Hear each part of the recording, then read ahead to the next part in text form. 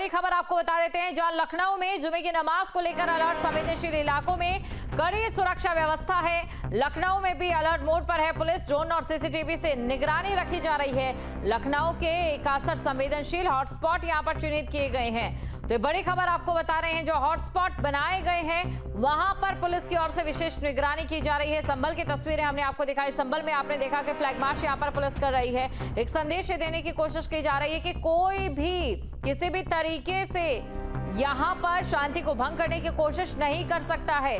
केंद्र सरकार की ओर से वक्फ बिल पास करने को लेकर जो कदम उठाए गए हैं, अब इसके बाद यूपी में अगर बात करें तो यहां पर हमने देखा था कि आक्रोश काफी ज्यादा देखने को मिला था, लेकिन एक शांतिप्रिय तरीके से इसे किया गया। चाहे नमाज के दौरान काली पट्टी पहनकर उतरना हो या फिर ईद के दिन काली पट्टी पहननी हो, कुल मिलाकर इन तमाम चीजों के बीच ये जिम्मेदारी बढ़ जाती है अधिकारियों की। शुभम भी हमारे साथ जुड़ चुके हैं लखनऊ से, तो चलिए सीधा शुभम के पास चलते हैं, शुभम से समझने की कोशिश करते हैं। शुभम, देखिए अभी तक जुमे की नमाज को लेकर फिलहाल क्या अपडेट यहां पर मिल पा रहा है?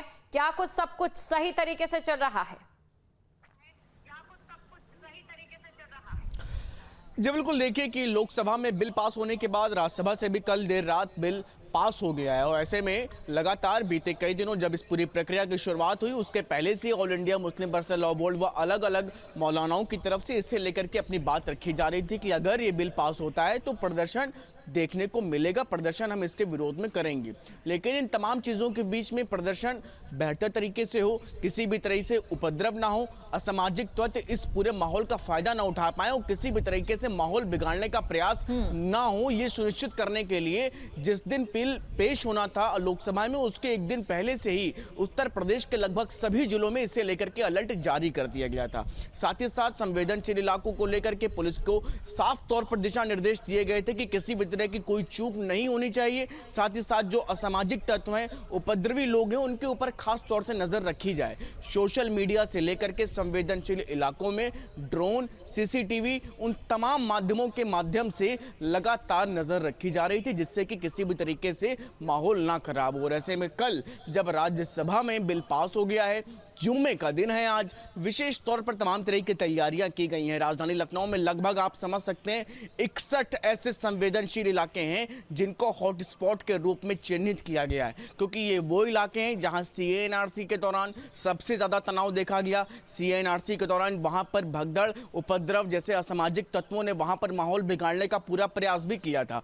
और बीते दिनों जब ईद अलविदा की नमाज हुई, ईद की नमाज हुई, उस दिन भी बड़ी संख्या में जो वहां पर नमाजी आए वो काले रिबन के साथ थे।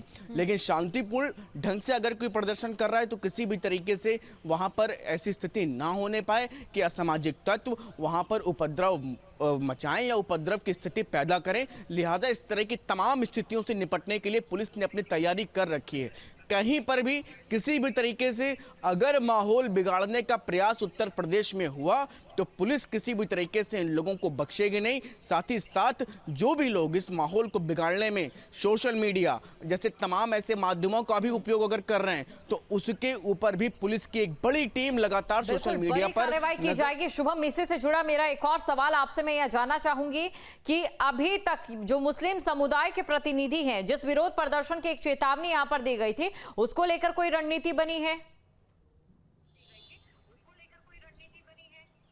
जी बिल्कुल, देखिए रणनीति की अगर बात करें तो निश्चित तौर पर वो तमाम लोग अलग अलग तरीके से अपनी बात जरूर रख रहे हैं जिस बिल के विरोध में, लेकिन अभी फिलहाल कहीं पर भी उग्र तरीके से फिलहाल अभी ये प्रदर्शन कहीं पर भी नजर नहीं आ रहा प्रदेश भर में। लेकिन जुम्मे की नमाज के बाद जरूर उम्मीद जो है ये कहीं ना कहीं कयास लगाए जा रहे हैं कि शायद जो पूरा प्रदर्शन है वो कहीं बड़ा रूप ना ले, लेकिन रूप लेने में किसी भी तरीके से स्थिति अगर अनियंत्रित होगी तो निश्चित तौर पर उसे नियंत्रण में लाने के लिए पुलिस ने अपनी पूरी तैयारी कर रखी है। ये स्पष्ट संदेश उत्तर प्रदेश की पुलिस की तरफ से उन तमाम लोगों को है। लिहाजा राजधानी लखनऊ में, इसी तरह अलग अलग मुरादाबाद, संभल जैसे इलाकों में, पश्चिमी उत्तर प्रदेश के तमाम जिलों में, साथ ही साथ पूर्वी उत्तर प्रदेश के तमाम ऐसे जिले हैं, अवध क्षेत्र के तमाम ऐसे जिले हैं जहां पर बड़ी संख्या में ऐसे कुछ क्षेत्र हैं जहां पर इस तरह की तमाम चीजें होती आई हैं। लिहाजा ऐसी चीजें ना हो, उपद्रव ना हो, असामाजिक तत्व इस तरह के माहौल के कुल मिलाकर बरता गया है। और इसी सवाल का जवाब लेते हैं हम अमित के पास। अमित, देखिए, एहतियातन तौर पर यहाँ पर कई कदम प्रशासन की ओर से उठाए गए हैं, चाहे फ्लैग मार्च को लेकर हो, अतिरिक्त टुकड़ियां लगाने की बात हो, लेकिन जिस तरीके से विरोध प्रदर्शन की बात कही जा रही थी उस तरीके का विरोध प्रदर्शन निकलकर सामने नहीं आ रहा है। क्या उसका कारण यह भी हो सकता है कि बहुत से मुस्लिम समुदाय के लोग, खासतौर से पसमानदाओं की अगर मैं बात करूं, उनकी ओर से इस बिल को समर्थन भी है?